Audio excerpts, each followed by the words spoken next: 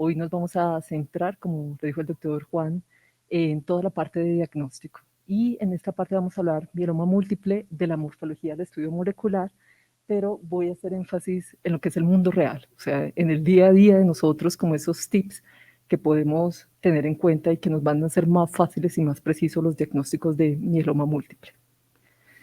Entonces, importante tener en cuenta que debemos trabajar por diagnósticos que sean precisos. A veces tenemos casos que son difíciles, pero en la medida que podamos decir que ese paciente tiene mieloma múltiple, tenemos que hacer el diagnóstico. Lo que es posible, una neoplasia, que etc. Entiendo que a veces es complicado, pero la gran mayoría de veces podemos decir que ese paciente tiene mieloma múltiple y no otro tipo de patología. La oportunidad también es muy importante. Sabemos que hay patologías como la leucemia promielocítica que son una urgencia, pero creemos que también los pacientes con otras neoplasias hematológicas, a pesar de la gran cantidad de pacientes que tenemos, son una urgencia. El poder hacer un diagnóstico de mieloma, dirigir la terapia, realmente le cambia la calidad de vida a estos pacientes y los desenlaces. O sea que sí debemos trabajar por esa oportunidad y la confiabilidad. El diagnóstico debe ser preciso y la información también, de tal forma que los hematólogos puedan tomar conductas clínicas que sean las que requieren los pacientes. Bueno, es importante también tener en cuenta que debemos hacer un análisis que sea integral.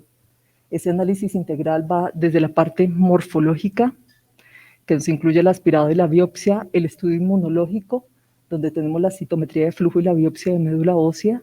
Esto nos va a permitir hacer el diagnóstico. Es muy importante hacer una utilización óptima de los recursos. La idea es que si ya tenemos la citometría de flujo, no ir a repetir los mismos marcadores en la biopsia, no es necesario. Lo que queremos es una información precisa, pero optimizando los recursos. Posterior al diagnóstico, importante la estratificación de riesgo, porque esto va a permitir orientar la terapia y toda la parte de imágenes diagnósticas que vamos a ver posteriormente. ¿Qué muestras debemos recibir? Pues en general estamos acostumbrados a recibir el aspirado y la biopsia de médula ósea. A veces por dificultades técnicas no nos envían la biopsia de médula ósea, o hematólogos que se han formado en otros países no lo envían, pero creemos que sí es importante. Este es un estudio que miramos con algunos residentes, con el doctor Diego, con María Fernanda, y lo que estábamos viendo es cómo tenemos una infiltración que es completamente diferente para la citometría de flujo. Sabemos que hay un efecto dilucional para el aspirado de médula ósea y para la biopsia de médula ósea. Y donde vamos a encontrar el diagnóstico, la mayor cantidad de infiltración es en la biopsia de médula ósea. Esto es importante, sobre todo para aquellos pacientes que no tienen CRAB, pero si una infiltración de más del 60%, pues eso marca la diferencia porque lleva al tratamiento de estas patologías. Entonces vamos a comenzar desde la sangre y vamos avanzando hacia los estudios moleculares, los que les digo son tips y recomendaciones prácticas, lo que es el mundo real.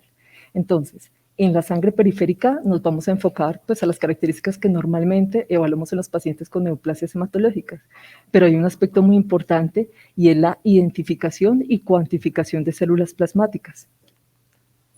Entonces, ya hay estudios desde el 2017 que nos planteaba cómo la presencia de por lo menos el 5% de células plasmáticas se asocia a una enfermedad que es altamente proliferativa y que tiene menor supervivencia global. Y lo estábamos viendo en las curvas. Mire, paciente al diagnóstico con mieloma múltiple que tiene 5% o más de células plasmáticas identificadas morfológicamente, cae su supervivencia global. Así que es muy importante en la sangre que podamos evaluar la presencia o no.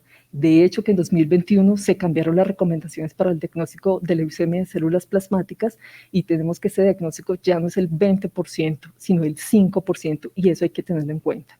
Entonces, en la sangre vamos a valorar todos los parámetros normales que evaluamos en un paciente con neoplasia hematológica, pero sine qua non identificar las células plasmáticas. Nos están pidiendo que por lo menos contemos 200 células. Yo muchas veces lo que hago es mirar toda la lámina. Es muy importante, por lo que les digo, es un marcador de alta proliferación y ya se sabe que no tenemos que esperar hasta el 20, sino por lo menos el 5%. Con base en eso ya consideramos que esta enfermedad es agresiva. Y asimismo, pues vamos a orientar el tratamiento del paciente. Esto, como hallazgo morfológico, es importante tenerlo en cuenta. porque si estamos viendo la parte con citometría de flujo de alta sensibilidad, pues el 100% de los pacientes al diagnóstico con mieloma múltiple van a tener células tumorales circulantes. Simplemente quería traerles este caso. Ahorita, posterior a esta revisión, las doctoras Karen y Diana les van a mostrar casos, pero simplemente llamarles la atención. Vemos esta sangre, morfológicamente estamos identificando claramente que son células plasmáticas, ya nos tiene que llamar la atención, pero sobre todo en los casos primarios, cuando este paciente no tiene un diagnóstico de mieloma múltiple, es muy importante la confirmación de la clonalidad de estas células.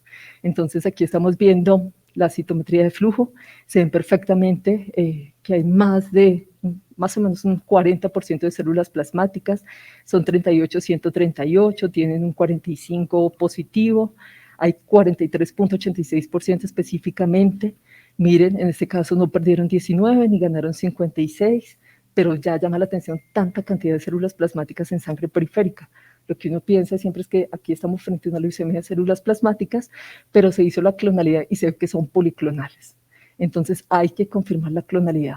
Si es un paciente con mieloma múltiple ya diagnosticado al ver circulantes, pues seguramente son tumorales, pero es preferible hacer la confirmación de su clonalidad, especialmente cuando es un diagnóstico de nuevo para estos pacientes. Bueno, el ABC, lo mínimo que tenemos que saber, si uno sabe el ABC, ya puede comenzar a interpretar y dar valor a los hallazgos que tiene en esos estudios que mencionamos previamente. Entonces, ya desde el 2014, lo que nos están solicitando para el diagnóstico es una infiltración del 10% en médula ósea por células plasmáticas que sean patológicas, es decir, que demostremos que son clonales. Y la otra es que el paciente tenga uno o más de estos eventos definitorios del mieloma, es decir, CRAP, lo que sabemos, hipercalcemia, alteración renal, anemia, lesiones óseas, pero lo que apareció en 2014 que no se nos puede olvidar son los biomarcadores de malignidad. ¿Cuáles son estos biomarcadores? Entonces tenemos una infiltración de más del 60% y por eso es tan importante la biopsia de médula ósea al diagnóstico, la relación de cadenas livianas mayor de 100 y más de una lesión en resonancia magnética. ¿Por qué es tan importante? Si un paciente tiene más del 10% de infiltración, no tiene CRAD, pero tiene alguno de estos biomarcadores, es indicatorio de tratamiento de ese paciente. Hay otro aspecto muy importante y es poder diagnosticar más de un plasmocitoma. Bueno, entonces ya miramos la sangre, vamos a avanzar a la morfología. En la morfología es muy importante tener en cuenta que nos va a orientar y nos va a guiar, pero hay que confirmarlo. Hay que confirmar la clonalidad, porque muchas veces la célula plasmática del mieloma tiene cambios inconspicuos con respecto a una célula normal. Y a veces hay células plasmáticas con muchísimos cambios en contextos reactivos que no necesariamente son tumorales. Y segundo, la cantidad por sí sola no es suficiente para hacer el diagnóstico de mieloma múltiple, porque recuerden que hay plasmocitosis reactivas. Entonces hay que demostrar la clonalidad, pero en la parte de morfología del aspirado quiero llamar la atención de este tipo de morfología.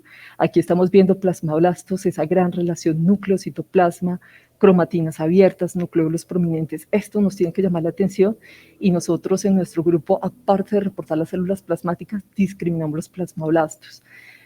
No todo el mundo está de acuerdo, pero consideran que con un 1% ya nos está hablando de agresividad de este mieloma múltiple y porque seguramente esto está reflejando inestabilidad cromosómica, o sea, asociación con P53, con 414. Vamos a avanzar ahora a la citometría de flujo. Llevamos 25 años analizando nuestros pacientes con mieloma en cuanto a su citometría de flujo. Lo que estamos viendo es más o menos las alteraciones inmunofenotípicas que fueron descritas previamente por el doctor Orfao. Lo más frecuente que vemos son las pérdidas de 19 y las ganancias de 56. Pero nunca olvidar que en condiciones normales puede haber alguna pérdida o una ganancia de estos marcadores y por sí solo no lo convierten en célula plasmática tumoral. Entonces es muy importante poder hacer la correlación con los otros marcadores y con la clonalidad. Otros marcadores que vemos son la expresión aberrante de CD117, de CD20, las expresiones débiles de 27. Y claro, esto se refleja en los paneles que utilizamos para el diagnóstico. En 2012, el grupo Euroflow presentó, después de múltiples análisis, como la mejor combinación de anticuerpos y fluorocromos para hacer este diagnóstico de mieloma múltiple. Aquí quiero mostrarles un caso súper sencillo de la Fundación Santa Fe. Aquí tenemos más o menos un 40% de células plasmáticas, estamos comparando contra el fenotipo normal. Miren la complejidad, son muy grandes comparado con las normales. Suelen tener una expresión sí positiva para 38, pero la gran mayoría son débiles. Expresan su 138 muchas pierden 45, nosotros hemos visto casi en el 75% de nuestros casos. En esta ocasión no ganó 56 y vemos perfectamente cómo son capa y tenemos un control normal, que son las células plasmáticas normales, o también podemos ver los linfocitos B. Así que usualmente esto es muy fácil, obviamente vamos a integrar la morfología. Si hay casos que generan duda, hay que irse a la impronta y mirar rápidamente para no equivocarnos en este diagnóstico. Una recomendación, un diferencial, no nos llega siempre, pero en ocasiones nos ha ocurrido. Un diferencial es un paciente que llega con sospecha de mieloma y realmente lo que tiene es una metástasis de un carcinoma. Y en la citometría de flujo la vemos muy parecida. Vemos que tiene 138 estos carcinomas, que no son 45 porque no son neoplasias hematológicas. Le daría a uno como la impresión de que está restringiendo alguna de las cadenas y uno cree que es un mieloma, pero que hemos visto que no suelen expresar 38.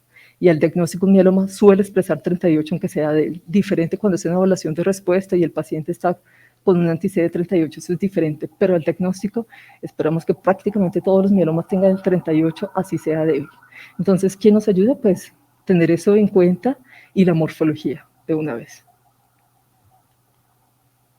Este, para mostrarles otro caso que tenemos recientemente, es un paciente que solo tiene 2.5% de células plasmáticas clonales. Son estas anaranjadas que estamos viendo acá. Vemos cómo ganaron 56, como son clonales. Solo tiene 2.5, no cumple nuestro criterio del 10%. Aquí tener cuidado porque no podemos ni descartar ni confirmar que este paciente tiene mieloma. Es muy importante hacer la integración con el aspirado de la biopsia. Recuerden el efecto dilucional, puede que tengamos acá 2.5, pero la biopsia tengamos el 60 o el 70.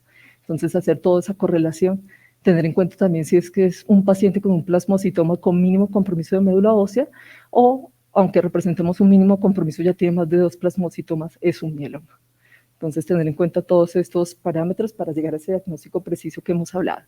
Entonces, hemos visto hasta acá la sangre, el aspirado, la citometría de flujo, que esperamos, de ser posible, que en las primeras 24 horas ya le hayamos dicho al médico que este paciente tiene mieloma múltiple. Ante la duda, es mejor esperar un poco y tener la precisión de hacer un mal diagnóstico.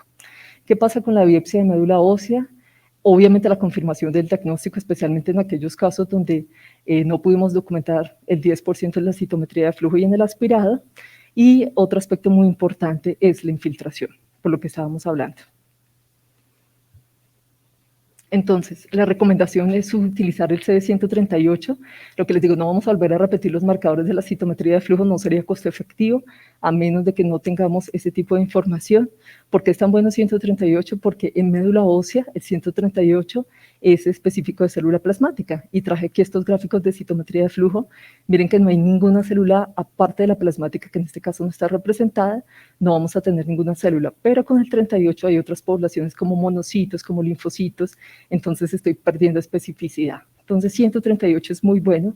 Usualmente no tenemos problema para la cuantificación de los porcentajes, pero si ello ocurre, pues guíense por la impronta, cuenten la impronta, usualmente tiene una alta correlación con la biopsia. Un segundo observador del grupo, a veces nos ha ocurrido, la mostramos a alguien que tenga también experiencia en valorar porcentajes de infiltración, y una recomendación, hay como unos valores críticos en mieloma. 5% para evaluación de respuesta, que nos categoriza respuesta completa, 10% que vimos para diagnóstico de mieloma y 60% como un biomarcador. Esta es una recomendación práctica, entonces si uno está entre la duda que si es 7 o 8, pues van a ver que no marca la diferencia. Sí, nos gustaría que seamos lo mayor precisos posible y sobre todo cuando hay evaluación de respuesta, saber qué tanto está disminuyendo, pero tengan en cuenta esto, digamos que los puntos calientes son 5, 10 y 60. Marcan la diferencia. También hay análisis digitales que les permite hacer la valoración. Pero lo que les digo, usualmente en la medida que vayan viendo más casos, va a ser muy fácil hacer este diagnóstico del porcentaje de infiltración. Entonces, como en los linfomas, decimos qué tanto está infiltrada. Y segundo, el patrón. En general es lo mismo que en un linfoma y se ha visto que los patrones de infiltración difusa son más agresivos comparado con las infiltraciones intersticiales o nodulares. Aquí en esta biopsia quiero llamar la atención cómo se ve la infiltración heterogénea que nos hablan del mieloma múltiple. Como estas biopsias son a ciegas, puede que el hematólogo nos envíe esta biopsia, está completamente infiltrada, o nos envíe esta parte parcialmente, o esta y está negativa. Esto es un problema para las citometrías de flujo de nueva generación. Otro parámetro que evaluamos es rojo Congo, amiloidosis. Las recomendaciones es que con clínica deberíamos evaluarlo. En nuestro centro lo hacemos a todos los pacientes al diagnóstico porque queremos tener alta sensibilidad. Entonces, otra parte de nuestra ABC, ya vimos los anteriores, es más de un plasmocitoma. Entonces, no olvidar que como los linfomas, nosotros podemos hacer una evaluación de citometría de flujo de las lesiones, del plasmocitoma. Y aquí lo estamos viendo perfectamente. Mire, 38-138, restringe a capa, ha perdido 19, 45 negativo, ganaron 56. Entonces, los tejidos de las lesiones de los plasmocitomas, no solo las médulas óseas y las sangres, pueden ser también evaluados en citometría de flujo. Recomendaciones prácticas, salen siempre con su grupo de patología. Hay grupos que no les gusta hacer este tipo de análisis porque consideran que los tejidos son muy pequeños, entonces hablen previamente.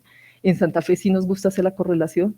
Lo importante es que si están dentro de la lesión, usualmente le va muy bien a la citometría de flujo. El problema es cuando llegan aquí en el hueso o en el ligamento, pues no vamos a encontrar, no vamos a hacer el diagnóstico. Si uno tiene un paciente con mieloma y ve masas, o sea, la probabilidad es altísima que esto sea un plasmocitoma. Pero hay que tener cuidado porque los pacientes pueden hacer segundas neoplasias, ya lo hemos visto, hasta rabdomyosarcomas, carcinomas. Entonces es muy bueno hacer el análisis de patología para orientar adecuadamente la terapia. Otro aspecto importante es que no decimos la citometría o el estudio de morfología, ambos, requerimos ambos por seguridad. Entonces podemos tener desde la citología y preferiblemente el tejido y confirmar que estos hallazgos que hemos encontrado en la citometría de flujo realmente corresponden a un plasmocitoma. Hacemos también rojo Congo en estas lesiones, hemos encontrado pacientes con amiloidosis que no se había visto anteriormente en médula ósea, pero sí en los plasmocitomas. Y buscamos hacer las alteraciones moleculares de alto riesgo en el plasmocitoma también. Las series no son muy grandes, pero hemos visto que en el compromiso extramedular pueden haber mayor presencia de alteraciones de alto riesgo comparado con la médula ósea. Bueno, ahora vamos a entrar a la parte molecular. Entonces, pues siempre nos han hablado del diagnóstico de la progresión de unos eventos genéticos primarios y de unos secundarios. Los primarios en general son las trisomías, las ganancias de los cromosomas impares. Esto se asocia a muy buen pronóstico. En sí mismos son grupos heterogéneos. Por ejemplo, las trisomías del 3 y el 5 posiblemente tengan mejores desenlaces comparado con la trisomía del 21. Y tenemos la vía no hiperdiploide, que son las translocaciones. En esencia, ¿qué vemos? Un oncogén está bajo el enhancer de las inmunoglobulinas, de las cadenas pesadas. Y vemos básicamente las translocaciones, que evaluamos las de alto riesgo.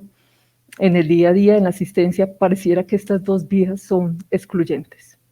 En el tiempo tenemos los eventos secundarios, donde están las monosomías, las deleciones, las duplicaciones. De todas estas, realmente nos enfocamos en dos, cromosoma 1 y 17p, por su valor pronóstico.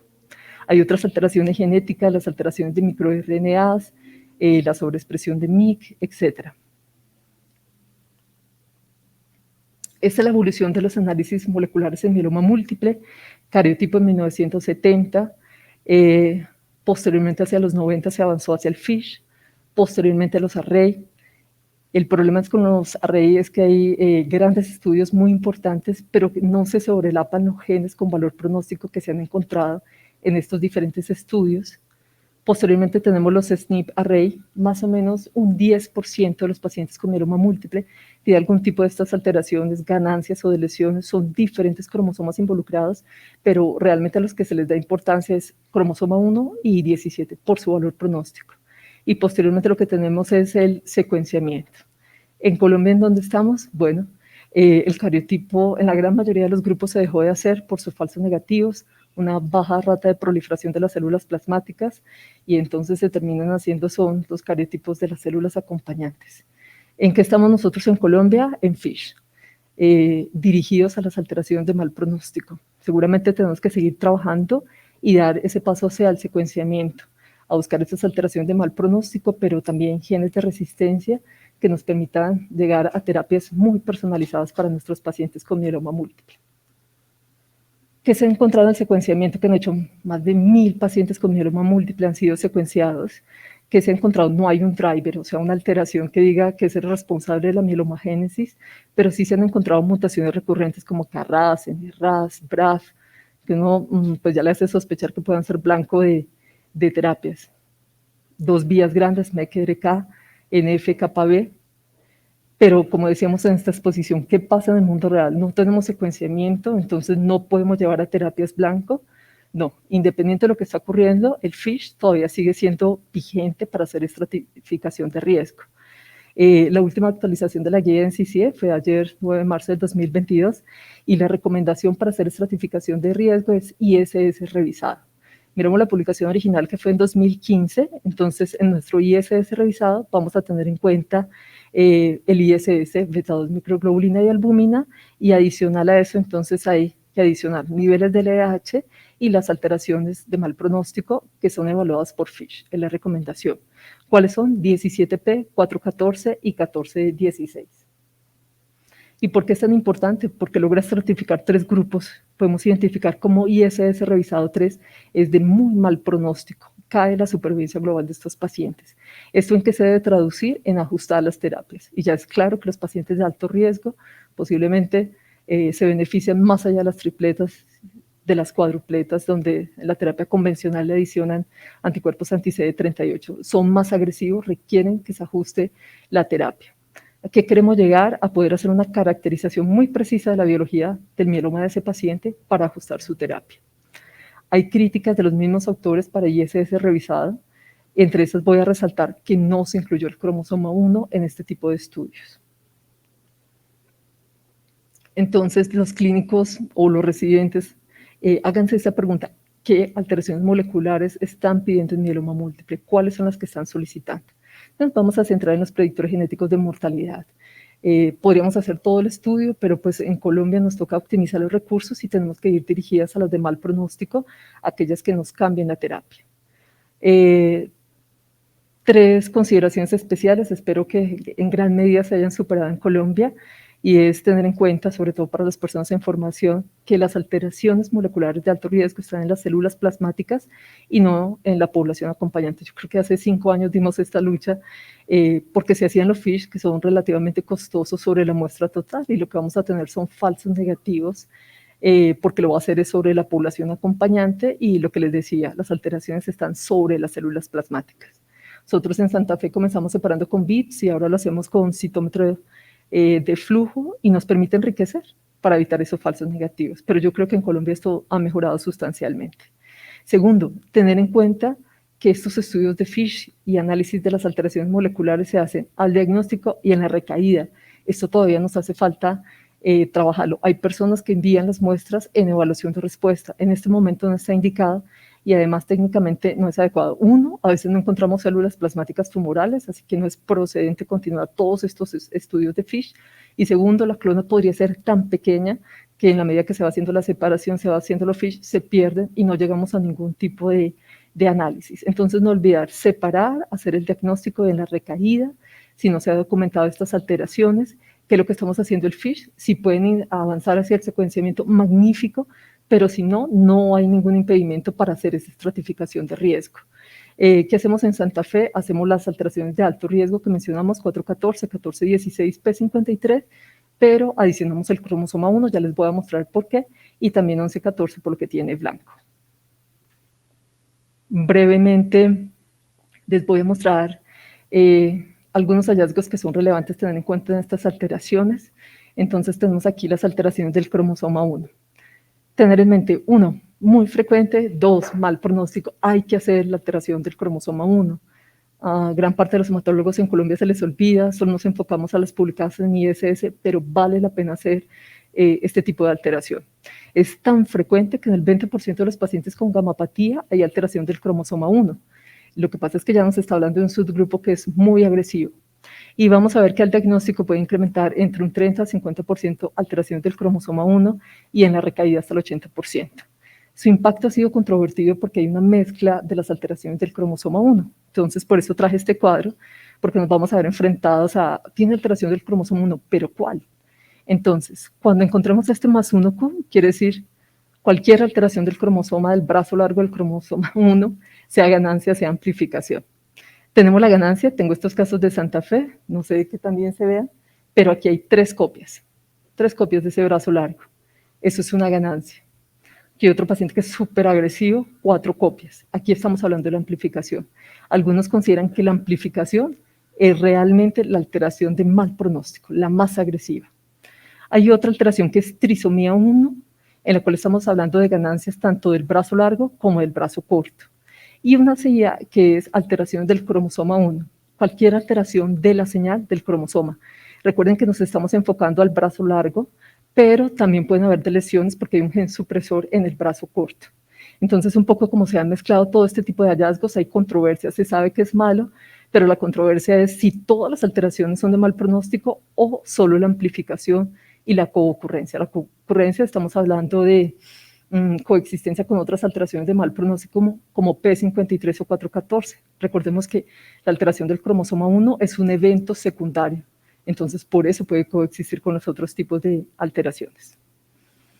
¿Qué está pasando en la fisiopatogenia de los pacientes con alteración del cromosoma 1? Estamos viendo trisomías, ganancias. Hay algo que el grupo de Arkansas ha llamado el síndrome de Jumping, y hay una inestabilidad pericentromérica del cromosoma 1 que lleva a translocaciones subsecuentes a otros cromosomas, y por eso es que las estamos viendo, este incremento de número de copias. La región es muy grande, pueden haber casi 500 genes, no se sabe con claridad cuál es el gen involucrado, pero posiblemente esta CKS uno ve todo este listado, y aquí llamó la atención que hay algunos genes alterados que confieren resistencia a la terapia convencional, como los inhibidores de proteasoma. ¿Qué fenotipo tiene este tipo de pacientes? Entonces, suelen ser isotipos IgA, con LH2 y beta-2 microglobulina elevada, albúmina disminuida, hipercalcemia, no lesiones líticas, coexistencia con las alteraciones de mal pronóstico. Y aquí estamos viendo el efecto en las curvas de sobrevida de estos pacientes. Para mostrarles el fenotipo de los pacientes, bajas respuestas hematológicas, grandes estudios. El 24% de los pacientes con P53 logra enfermedad mínima residual indetectable por NGF, mientras que pacientes con 414, que sabemos también que son agresivos, hasta un 40% pueden llegar a mínima residual indetectable. Son pacientes con resistencia al tratamiento, muy rápida recaída, compromiso extramedular, o sea, realmente es muy agresivo. Aquí estamos viendo de lesión de P53, estamos viendo la sonda contra el centrómero dirigido y vemos cómo se pierde uno de los brazos del cromosoma. Este es el gran estudio de secuenciamiento que se hizo de los pacientes con mieloma y estamos viendo que hasta un 11% tiene alguna alteración en P53. 9% son de lesiones, que como les dije las vemos con el FISH. 5.5 son mutaciones, que ya no las vamos a ver. Es muy frecuente que coexista mutación con delesión, pero podría no estar. Y un 3.7 son bialélicas. ¿Dónde ocurre? En el dominio de unión. Recordemos que esto es un factor de transcripción. Y aquí les estaba mostrando el efecto. P53 es malo para los pacientes, pero lo peor está cuando hay una mutación bialélica. Tenemos la translocación 414, lo que tenemos acá es una justaposición de dos oncogenes, FG, FR3, MMZ, a la cadena pesada de las inmunoglobulinas, lo podemos evaluar con el FISH, y lo otro que estábamos viendo, esta es la serie de los franceses, y vemos que aún con las terapias actuales, es decir, hablo de DARA, de POMA, carfilzomib, no logra sobrepasar el efecto negativo de la translocación 414. Tenemos también la translocación 14-16, 5% de ellas, nosotros lo estamos haciendo en Santa Fe. No olvidar los mielomas doble hit. ¿Cuál fue la definición inicial de los mielomas doble hit cuando fue publicado en 2018 en PRES? Y era que debíamos tener una inactivación bialélica de P53 o una amplificación, que ya sabemos que son las 4 copias de SKS1, o sea, la región del cromosoma 1, el brazo largo, en un paciente con ISS3. Más o menos el 6% de esos pacientes tiene este tipo de alteración, y miren la PFS era de 15 meses y una supervivencia global de 20 meses. Nosotros tenemos pocos pacientes con mieloma doble hit, pero realmente se comportan muy agresivos, fallecen muy rápido, a pesar de que se instauren las nuevas terapias.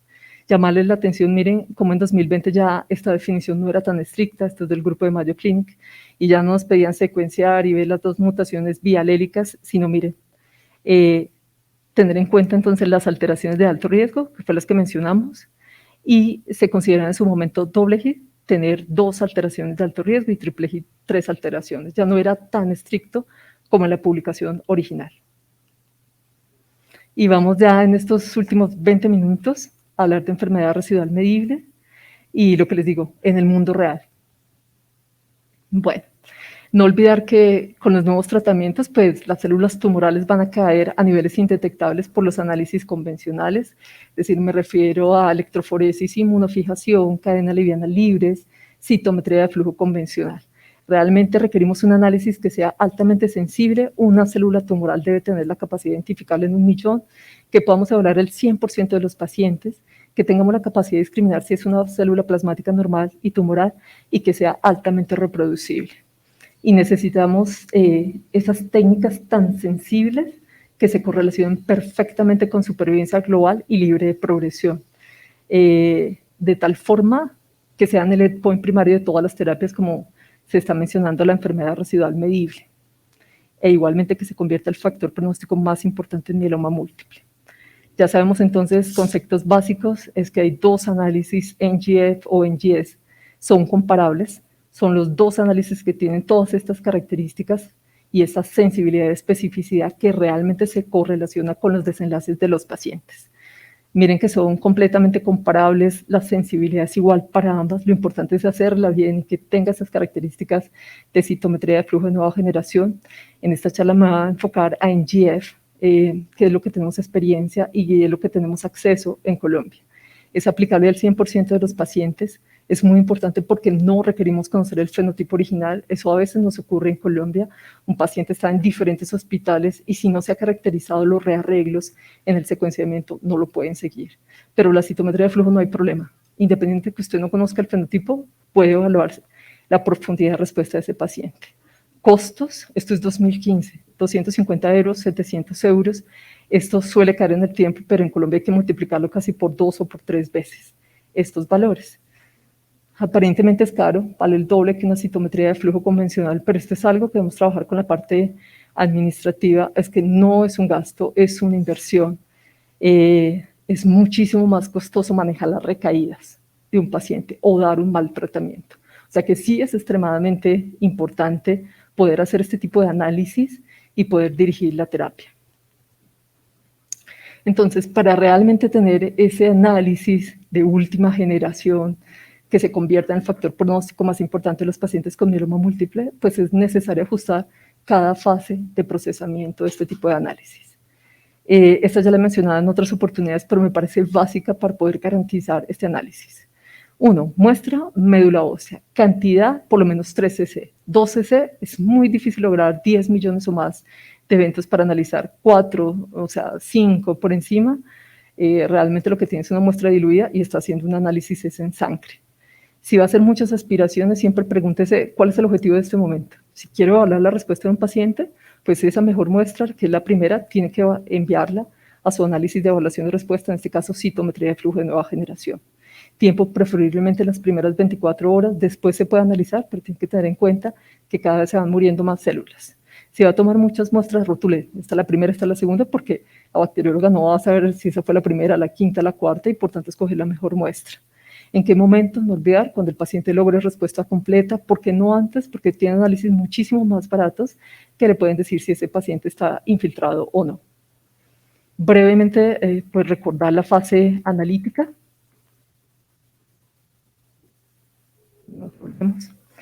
Lo que estamos haciendo es un análisis de rojos para aumentar la sensibilidad y lo que hacemos es seguir las recomendaciones de Euroflow, en donde lo que tenemos son 2 tubos con unos anticuerpos y unos fluorocromos específicos que ya se han probado en grandes series, que son los más sensibles y específicos para la identificación de esa enfermedad mínima residual. Cada vez más pacientes en primera línea son candidatos para recibir anticuerpos anti-CD38. No es ningún problema para este tipo de análisis porque está incorporado un 38 multiepítope. Así que, aunque el paciente esté recibiendo estas terapias anti-CD38, no hay problema, lo podemos reconocer perfectamente. Y aquí lo estamos viendo en un caso de Santa Fe. Ahí se reconocen las células plasmáticas. Si por algún motivo tiene tanta dificultad, pues puede utilizar el 138 también. A veces uno ve las discusiones y utilizar la citometría de flujo de 8 colores con 2 tubos, que es más costosa, versus 10 colores. ¿Qué pasa con los 10 colores cuando uno mira las descripciones? Esto en general es liderado por John Hopkins. Dicen, esto es más barato que usar la de 10 colores. Sí, pero si ustedes miran, adquieren 3 millones de células y ustedes ya pueden comprender la diferente sensibilidad que se está logrando entre analizar 3 millones de células a analizar 10 o 14 millones de células, que se logra en este momento con los 8 colores. Es como una especie de duplicado, como los estudios moleculares. Puede que en el tiempo se incorpore la de 10 colores para hacer el duplicado. Por ahora, digamos que es más robusta utilizar los 2 tubos. No olvidar que el equipo hace el análisis automatizado. Esto es importante porque disminuye la variabilidad interobservador. Aquí la única recomendación, ya lo hemos probado con la doctora Diana, que está en este auditorio, es que debe tener uno un buen equipo y un buen internet, o si no, no le ve las bondades que pueden tener los análisis automatizados, porque toman tiempo, pero si tiene esos 2 requerimientos, teóricamente esto debería volar y darle todo el reporte automatizado. Si no va a hacer el análisis automatizado por cualquier razón, no se le olvide hacer un reporte mínimo si hay una enfermedad residual medible persistente e indetectable. Este es el objetivo de este análisis. Entonces tiene que decir si está o no persistente e indetectable. La característica de los análisis, el número de eventos adquiridos, el límite de detección y el límite de cuantificación. Esto que me está permitiendo valorar la calidad del análisis. Más o menos la media en las grandes series es de 2.10 por 10 a la menos 6 para los límites de detección, y nosotros ya hemos analizado varios de nuestros pacientes y se logra perfectamente, pero garantizando esos pasos previos que mencionamos. Bueno, aquí está el reporte. Importante las poblaciones que tienen valor pronóstico, que me permiten hacer un control de calidad de la hemodilución, posteriormente el inmunofenotipo de esas células plasmáticas, los comentarios y la conclusión. Aquí dice compatible porque lo saca el sistema, pero pues si la ve, hable de que tiene una enfermedad residual persistente o lo contrario. Esto es muy importante tenerlo en cuenta. Si hay una mínima residual positiva, está positiva. Si está negativa, debe tener cuidado porque hay falsos negativos. Esos falsos negativos históricamente se identificaron por falta de sensibilidad del análisis. Análisis de 10 a la menos 4, 10 a la menos 5, que ocurre con las citometrías de flujo convencionales. Pero ¿qué estamos viendo también? La hemodilución, grandes series, 23% en manos expertas, en hematólogos que tienen muchísima experiencia en tomar muestras, el 23% están sufriendo de hemodilución, y esto puede ir de la mano de los falsos negativos. Este es un estudio reciente, como vemos, que ellos están evaluando la calidad de la muestra, y ellos recomiendan que es muy importante poder identificar si hay precursores B, si hay mastocitos y si hay células nucleadas. E hicieron el análisis en varias fases, en la inducción, en la intensificación, el mantenimiento. Ven cómo el paciente va recuperando en la inducción sus precursores B, después 100 días post-trasplante, cómo recupera los linfocitos B naïf, y cómo en el mantenimiento, si el paciente va bien, los linfocitos de memoria. Pero como ustedes pueden ver, los parámetros no es tan fácil como se plantea, en el sentido que dependiendo de la quimioterapia y dependiendo de la fase, pues los rangos pueden ir desde 0. Entonces no es tan fácil, pero lo importante para los clínicos y para nosotros es que la positiva está positiva, obviamente bien analizada, y la negativa tiene un riesgo de tener un falso negativo.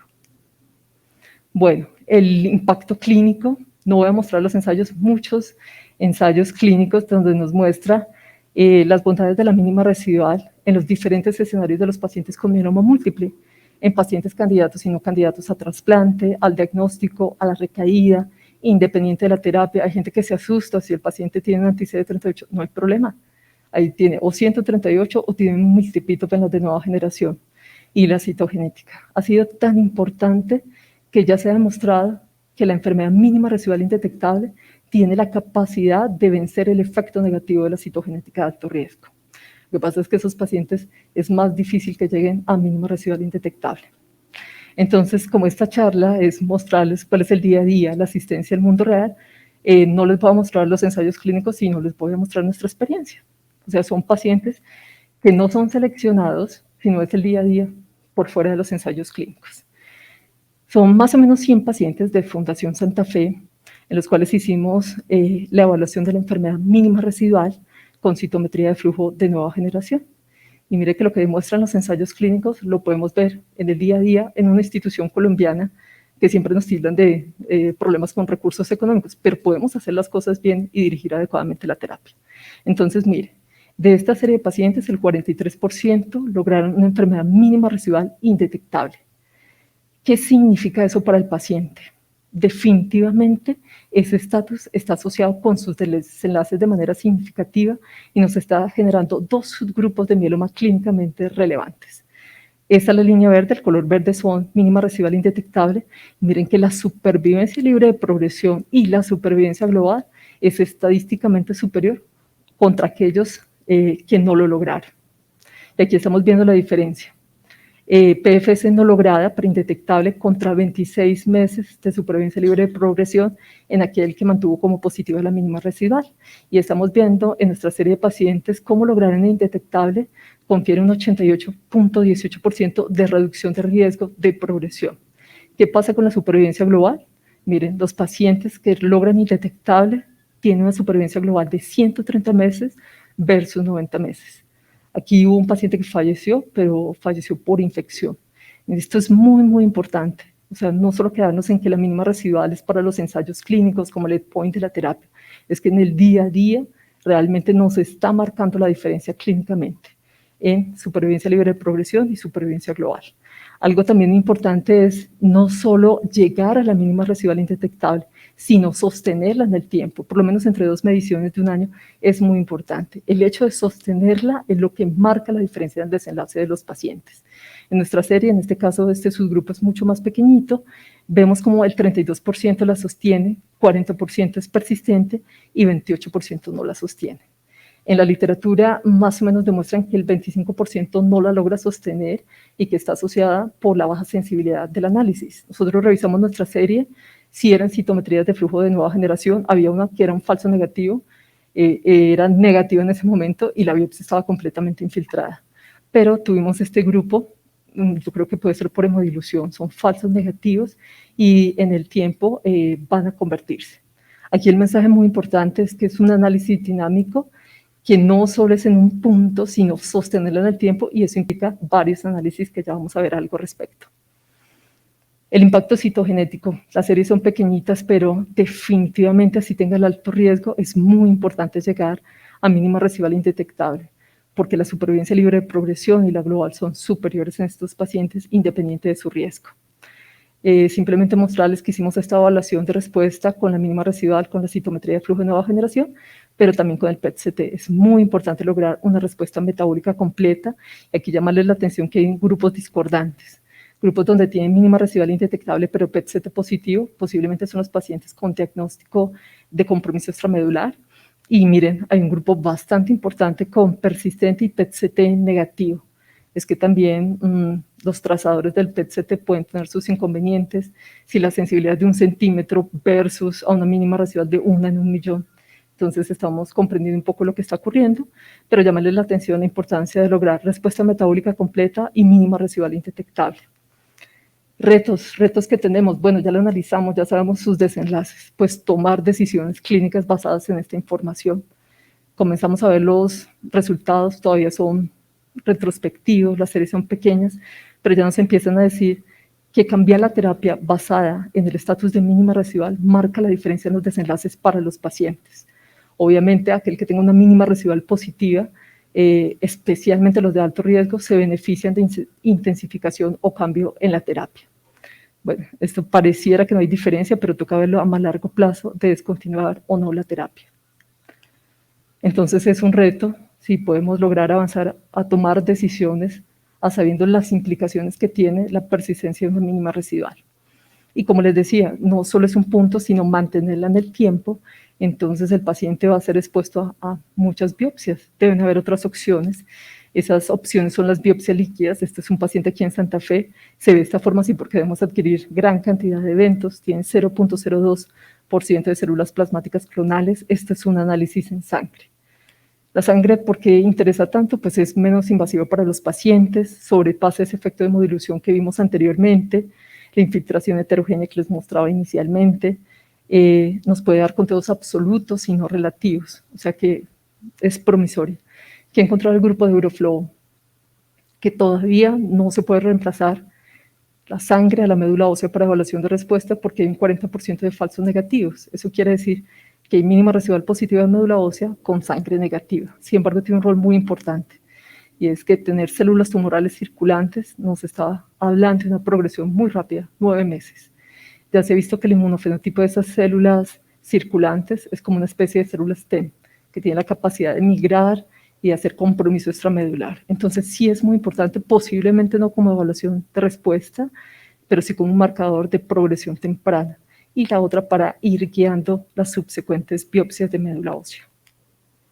Ya casi para terminar, entonces, ¿qué vienen? Pues los análisis bioinformáticos, machine learning e inteligencia artificial, que han identificado que posiblemente se puede predecir con unas variables la probabilidad que un paciente al diagnóstico tenga la capacidad de lograr o no una enfermedad mínima residual.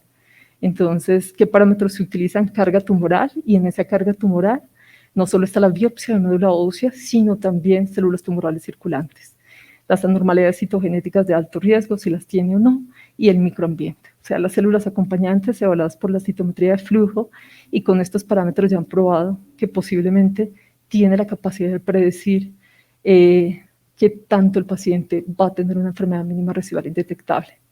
A veces uno ve la inteligencia artificial como algo lejano, como ciencia ficción, pero posiblemente cada vez se esté incorporando las decisiones terapéuticas, y de pronto esto sería un marcador para decirnos que ese paciente desde un principio no se beneficia solo de una tripleta, sino cuadrupleta.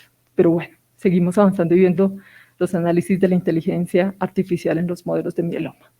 Ya para concluir, entonces no olvidar hacer un análisis integral de nuestros pacientes, desde la morfología, si estamos en la era del secuenciamiento, hasta los estudios moleculares, trabajar con mucha precisión, mucha oportunidad. Si este paciente no sea una leucemia promielocítica, cambia la diferencia cuando le comenzamos un tratamiento a un paciente con mieloma. Hacer la estratificación de riesgos, si avanza en el secuenciamiento, magnífico, pero si no, el FISH todavía sigue siendo recomendable. Hacer las alteraciones cromosómicas de alto riesgo, recomendable hacer el cromosoma 1. Bueno, los estudios de mínima residual, tener ajustados cada uno de los parámetros desde la fase preanalítica, analítica, no olvidar los falsos negativos que podemos tener en las mínimas residuales indetectables, e igualmente la importancia de que esto sea un valor dinámico, que se sostenga en el tiempo, y finalmente mirar próximamente la biopsia líquida. Muchas gracias.